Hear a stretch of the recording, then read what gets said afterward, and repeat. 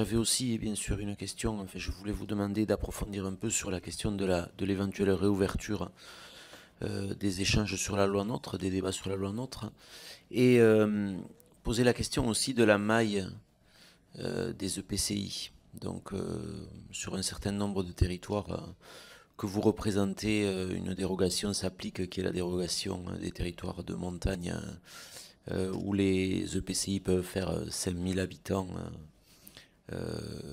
ce qui, à mes yeux, à moi, est une très bonne chose. On entend ça et là qu'on pourrait éventuellement souhaiter aller vers des mailles plus grandes. Moi, j'ai entendu la semaine dernière un de nos collègues s'exprimer sur le fait qu'il ne devrait plus exister en France de communes comportant moins de 3000 habitants. Donc, je vous soumets cette question qui n'est pas du tout une appropriation de ma part, hein, bien très loin de là. On reçoit tous les points de vue. Hein. Voilà. Je voudrais aussi avoir votre avis sur les communes-communautés. Donc il y a une proposition de loi qui a été débattue au Sénat, qui doit nous arriver ou qui va être probablement refondue dans un ensemble plus large, à ce que j'en comprends, à l'issue du grand débat sur le volet institutionnel, et qui consiste à imaginer que une communauté de communes à périmètre constant puisse se transformer en commune-communauté, c'est-à-dire fusionner les deux étages. Qu'en pensez-vous dans le prisme de vos territoires, des territoires que vous représentez, et plus largement aussi, bien sûr, avec la vision que vous avez de la coexistence avec les autres territoires, parce qu'on n'est jamais une île au milieu de nulle part. Et puis dernière question, que vous n'avez pas abordé de front parce qu'on ne vous y a pas invité, mais sur laquelle je pense que vous avez des choses à dire, les moyens. Les moyens, bon, aujourd'hui dont disposent les communes, sont plutôt à la baisse, ce qui impacte bien sûr de manière assez complexe la façon dont elles conduisent leur politique. Les territoires que vous représentez ont de surcroît des besoins particuliers liés à leur spécificité. Qu'avez-vous à dire sur les moyens dont elles disposent et peut-être sur les leviers dont elles disposent par rapport à leurs finances, levier fiscal, etc. Merci. On va peut-être alors remonter. Alors, on va commencer par la montagne. On va peut-être redescendre dans ce cas-là d'ailleurs. Oui, ça dépend dans quel sens on la prend.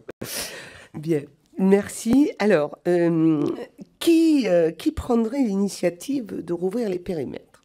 Moi, je pense que cette initiative, elle vient des communes elles-mêmes, c'est-à-dire que ça doit partir du territoire. Bon, aujourd'hui, il y a un schéma départemental de coopération intercommunale. Ça fait maintenant quasiment 2 ans que ces intercommunalités se sont constituées, donc elles ont quand même une certaine expérience. Il y a des territoires sur lesquels ça fonctionne, ils ont trouvé des modus vivendi dans lesquels il n'y a pas opportunité à venir tout remettre en cause. Il y a d'autres territoires où effectivement ça pose de tels problèmes que les maires se désengagent totalement. Et donc ce que nous demandons, c'est que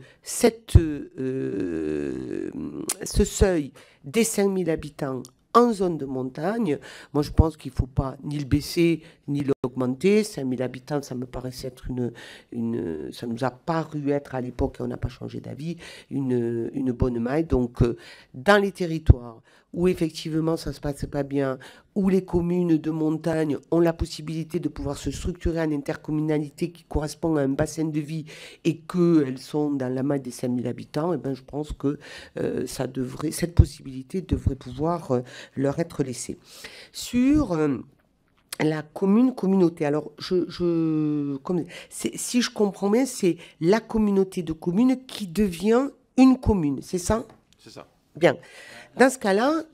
Dans sa globalité. Oui. Oui. Pardon. Voilà. Dans la proposition de loi telle qu'elle a été rédigée, donc la communauté de communes à périmètre constant fusionne avec les communes en quelque sorte, qui sont membres de l'EPCI, pour ne former qu'un être juridique qui assume à la fois les compétences des communes et les compétences de la communauté de communes. Et elle prend le nom, pour l'instant, à ce stade de la discussion parlementaire, de commune-communauté.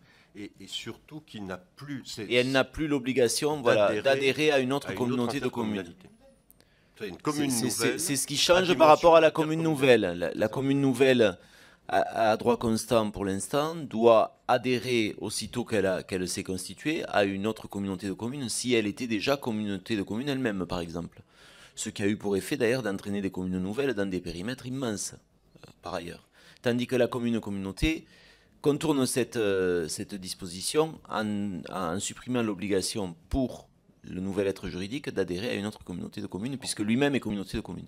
On crée quand même une nouvelle structure, c'est-à-dire qui joint à la fois la commune et la communauté. D'accord, donc c'est un peu plus clair. Donc cette question, à mon avis, elle pose déjà le mode de changement de scrutin. Parce que, est-ce que ça veut dire que... Ah pardon. Moi, je voulais plutôt, Madame la secrétaire générale, vous entendre sur la vision que vous avez de ce principe, parce que toutes ces questions-là sont dans la PPL de notre collègue Kettel, mais par contre, ne sont pas tranchées, puisque le débat n'a pas eu lieu ici à l'Assemblée nationale. Mais la question du scrutin, de la coexistence avec les autres collectivités, des moyens, des compétences, hein, c'est le débat parlementaire qui doit avoir lieu sur la disposition elle-même. Moi, ce que je voulais savoir, c'était plutôt quelle vision vous auriez de cet ovni juridique et administratif sur les territoires que vous représentiez, toutes choses égales par ailleurs, si on résout tous les problèmes que ça pose. Ok, d'accord. Bon, en tout cas, voilà, ça pose quand même ces sujets-là et du transfert de pouvoir de police du maire. De la place où je suis. C'est vrai que ce sujet, nous ne l'avons pas abordé au niveau de l'ANEM, donc je vais donner un sentiment personnel, mais qui, de mon point de vue, sera partagé par de nombreux adhérents. L'ANEM est très attachée à la commune. Je pense que le nombre de... On est toujours en train de critiquer le nombre de communes en France. C'est important de rappeler que ces 36 000 communes, ça participe aussi à l'attractivité touristique de la France. C'est des territoires qui sont entretenus. C'est des villages qui sont entretenus. Ça donne un paysage, un attrait touristique qu'on ne mesure pas. Et on le mesure, c'est quand on va aller à l'étranger. Quand on voit effectivement à l'étranger, dans certains pays, voire même européens, où vous allez faire plus de 100 ou 200 km sans trouver un village. Ou s'il y en avait, ils ont disparu.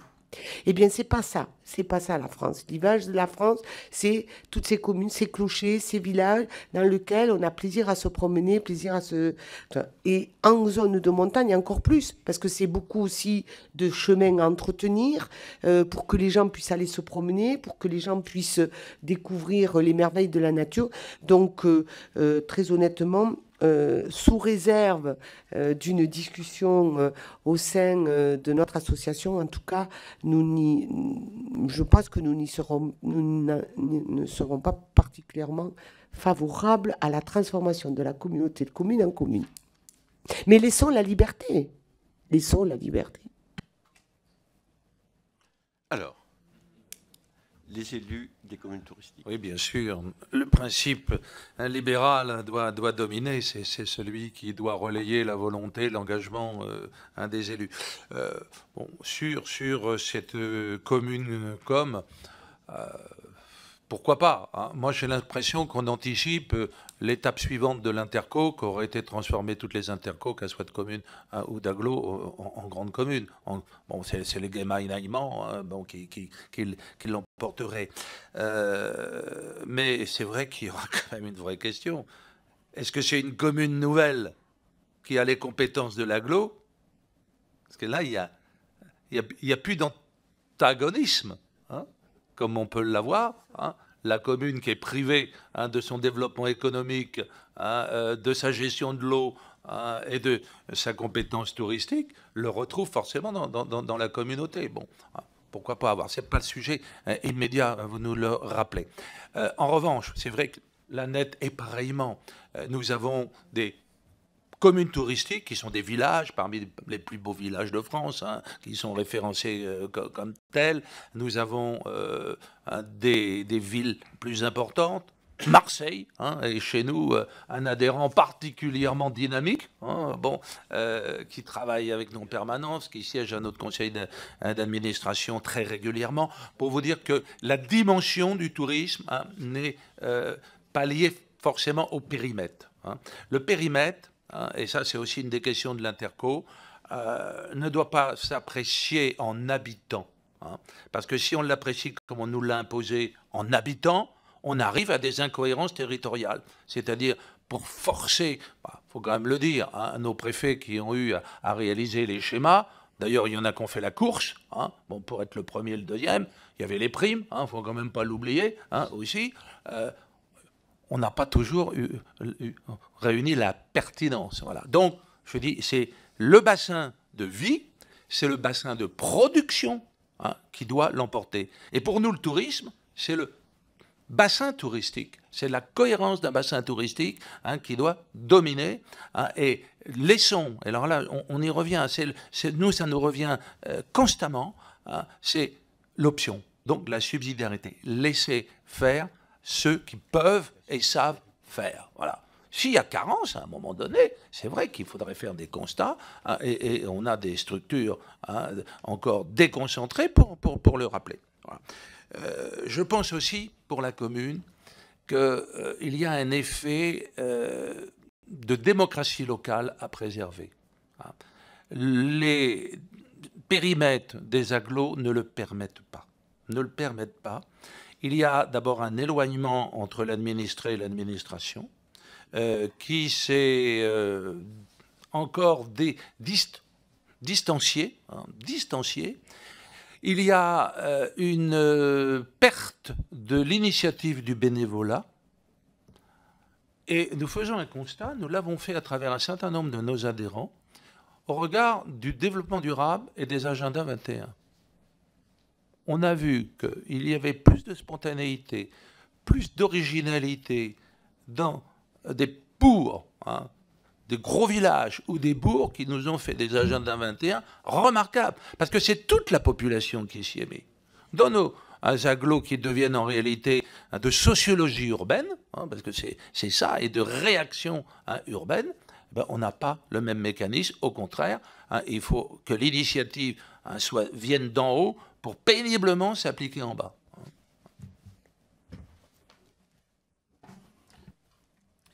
Merci beaucoup. Bien, moi, je vais reprendre un peu les mêmes choses. Donc, le périmètre, hein, vous disiez, est-ce qu'il faut revoir la loi NOTRe aujourd'hui? Moi, j'ai pas de réponse sur ce que je connais. On a des choses tellement différentes à la fois en surface, en nombre de collectivités, et je pense qu'il faudrait faire une analyse, je veux dire, au cas par cas, et je pense que ça doit bien un peu remonter, parce que j'entends déjà des communes qui veulent changer de communauté de communes, enfin, qui sont à la marge. Disons, notre crainte, c'est est-ce qu'on n'ouvre pas la boîte de Pandore? Oui, on va dire les choses. Moi, je pense qu'aujourd'hui, ça serait compliqué quand même, parce qu'on a déjà installé pas mal de trucs. Je vais parler d'un certain nombre de difficultés après dans le fonctionnement. Donc, si on ouvre la boîte de Pandore, comme tu dis, on va encore recréer des difficultés. Moi, je pense plutôt qu'il faut faire. Bon, on a une situation qui pose problème dans bien des cas. Est-ce qu'il faut pas revoir à la marge justement comment on peut reprendre le périmètre de ces communautés de communes, de ces EPCI.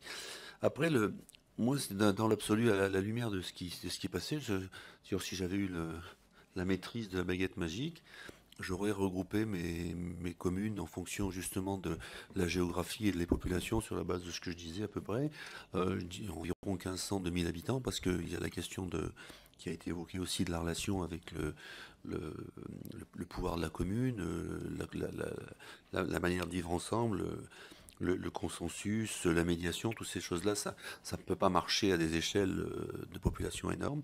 Et puis cette notion de surface aussi, comme on l'entend de la part de la représentante de l'ANEM, c'est vrai que il faut quand même qu'on ait... Moi, je suis bien dans ma commune quand je sais à peu près ce qui s'y passe partout. J'ai le sentiment qu'il n'y a pas un accident géologique quelconque qui s'est passé quelque part. Si vous voulez, il me semble qu'il faut que les élus aient une vision quasiment permanente de l'ensemble du territoire. Donc à partir du moment où on est sur des surfaces immenses, ça pose souci. À partir du moment où il y a trop de population, on sait plus si les gens sont bien, quoi. Donc ça, je pense qu'il y a cette notion-là. Alors si j'avais eu ma baguette magique, j'aurais dit, eh ben, on fait des communautés de communes de 1500, 2000 habitants, en fonction un peu des situations, d'une surface qui soit correcte, et puis j'aurais après dit, ben, mais maintenant on va mutualiser, on va transférer peut-être un certain nombre de compétences, on va choisir les compétences qu'on veut partager avec d'autres, et c'est là que j'aurais fait ma loi NOTRe. C'est-à-dire sur ces bases-là, en disant, bon ben, on a accepté volontairement de transférer, de se regrouper sur ce sujet-là, sur tel ou tel sujet. Bon, voilà en gros l'idée des surfaces. Bon, l'histoire de la communauté commune, là, ou commune-communauté, et ben on est sur le... C'est vrai que le fait de garder sa compétence économique en particulier, ça permet d'ajuster les moyens à ses envies, ou du moins d'ajuster ses envies à ses moyens, ce qui est effectivement séduisant. Après, aujourd'hui, sur la taille des communautés telles qu'on les connaît, j'ai un peu de mal à l'imaginer, parce que je repose de nouveau la question du fonctionnement de la démocratie. Moi, j'ai quand même le sentiment, et on le voit bien encore aujourd'hui avec ce qui s'est passé dans le périurbain, là, parce que je considère que les gilets jaunes sont un peu plutôt un problème du périurbain. C'est pas dire très très strict, je te dis là, mais enfin bon, on n'a pas la question de la relation à l'élu de l'élu avec le citoyen dans l'espace rural se passe quand même beaucoup mieux, quoi. Et enfin, me semble-t-il. Là, il faut qu'il y ait un lieu d'échange, et la commune me reste quand même pour moi l'endroit privilégié. Dans le domaine des compétences, là, tout à l'heure, on a effectivement, donc je pense que l'histoire de différenciation, subsidiarité, enfin, cette idée que justement sur les territoires, on peut trouver des zones qui sont avec lesquelles on peut avoir on peut avoir dans la même structure des communes qui ont des points communs et qui peuvent travailler ensemble. Bon, je reviens avec mes syndicats de gestion forestière. C'est sûr qu'on a des périmètres où on a une partie où il y a beaucoup de forêts et une partie qui est plus urbaine. On peut imaginer que la gestion forestière, dès lors qu'on ne veut pas en partager les profits, si tant est qu'il y en a, on peut imaginer que les communes strictement forestières s'organisent et prennent la compétence de travaux et l'organisation des travaux. Après, dans les compétences aujourd'hui qui ont été transférées, donc le GEMAPI aujourd'hui, c'est, il faut absolument que la communauté de communes ait le même bassin de... enfin, je ne trouve plus le mot maintenant. Non, pas le bassin de vie, le bassin... C'est-à-dire quand on a sur une communauté de communes deux bassins versants, c'est un peu compliqué à imaginer, quoi. Donc théoriquement, ça peut se faire.